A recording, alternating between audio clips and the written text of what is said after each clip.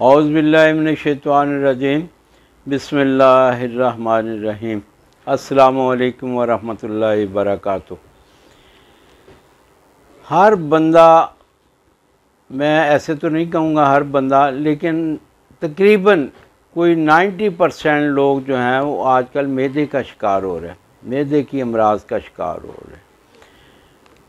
किसी से भी पूछे वो कहेगा कोई मैं ये दवाई खा रहा हूँ, मैं ये दवाई खा रहा हूँ। और सारी जो वक्ती दवाइयाँ होती हैं, कंट्रोल वाली दवाइयाँ, उसका इस्तेमाल इतना ज़्यादा बढ़ गया है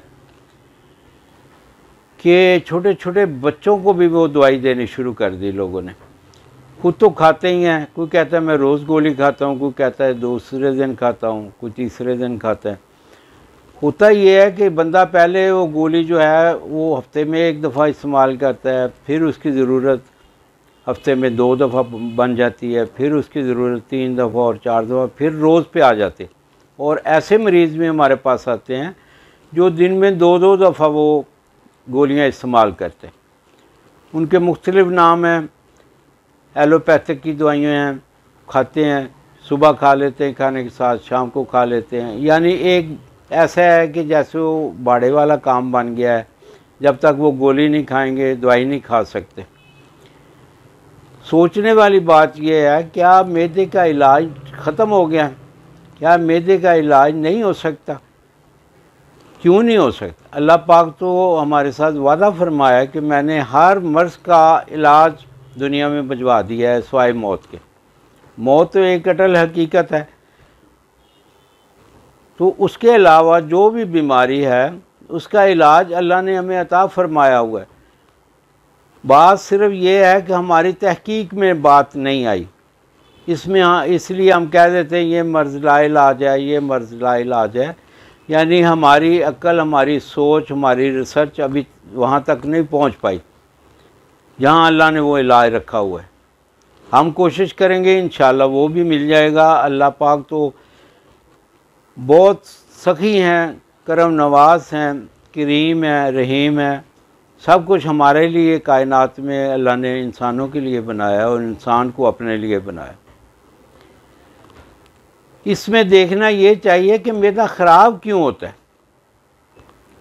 तो वो आप थोड़ा सा भी गौर करेंगे तो आप इंशाल्लाह इस नतीजे में पहुंचेंगे कि ये जो मौजूदा टाइम गुज़र रहा है इसमें हमारी खुराक की तरफ से इंतहाई लापरवाही है। हम जिसको बहुत अच्छे खाने समझ रहे हैं होटलों पे जाके खाते हैं और बड़े बड़े कीमती होटलों पे जाके खाना खाते हैं।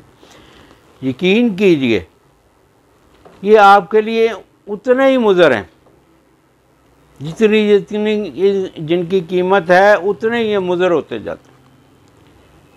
और हमारे खाने का अंदाज़ है, उधर खाना खा रहे हैं, खाना हमारी ख्वाहिश होती है कि गरम गरम रोटी आए, गरम गरम सालन आए, और साथ में हमने पेप्सी रखी हुई है, कोक रखा हुआ है या कोई भी कोल्ड ड्रिंक रखा हुआ है, ऊपर से वो हम ठंडा यख पीते हैं। वो ख्वाहिश होती है हमारी कि ये इंतहाई ठंडा होना चाहिए। और दूसरी सूरत यह है कि वो जब सब कुछ हम कर चुके होते हैं उसके ऊपर चाय पीते हैं या काफ़ी पीते हैं या कहवा पीते हैं, वो गर्म होता है। अब आप देखें मैदा किसको बर्दाश्त करे? पहले तो गर्म खाने को बर्दाश्त कर रहा है, हालांकि दीन में हमें मना फरमा दिया गया कि जिस खाने में से भाप उठ रही हो वो खाना नहीं इस्तेमाल करना चाहिए। यानी खाने को इतना ठंडा हो कि उसमें भाप ना हो वो खाया जाए। और फिर हमें मना किया गया है कि खाने के साथ आपने खाने के बाद पानी नहीं पीना। देखें ये वाज़ेह हुक्म है, ये हजूर अलैहिस्सलातु वस्सलाम के इरशादात हैं, ये हमारी ज़िंदगी को बेहतर बनाने के लिए फरमाए गए हैं। हमारी ज़िंदगी की तरतीब को सही रखने के लिए सारा कुछ हजूर अलैहिस्सलातु वस्सलाम ने हमें अता फरमाया।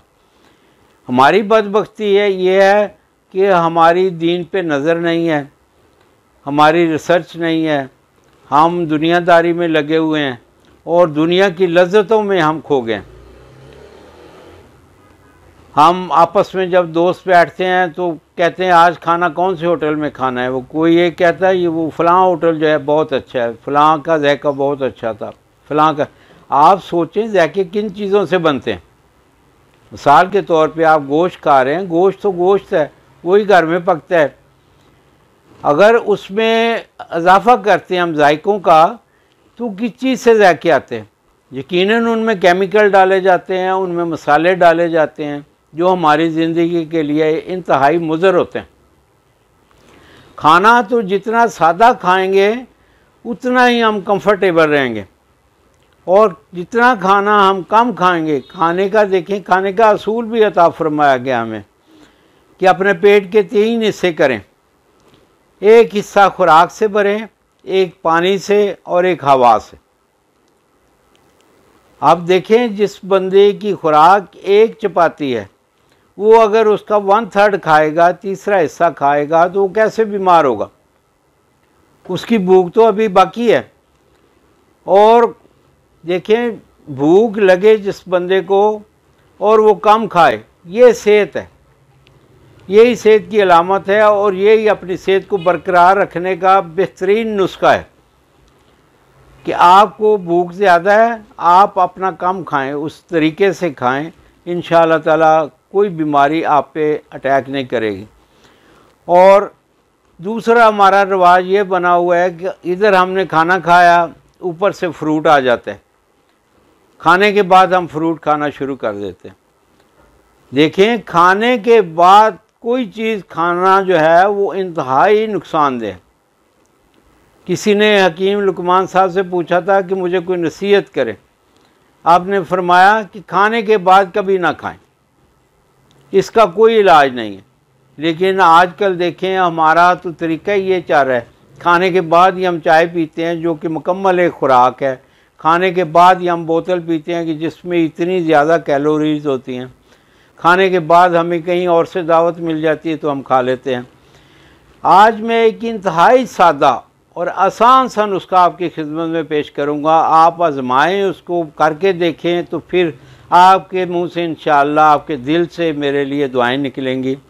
मामूली सा नुस्खा देख के इसको छोड़ना नहीं है, इसको करना है। हर मैदे का जो मरीज़ है इसको करे, इंशाअल्लाह ताला दवाइयों से उसकी जान छूट जाएगी। ये सिर्फ मैदा ही नहीं, जिगर और जिस्म के हर हिस्से को फ़ायदा पहुंचाएगा।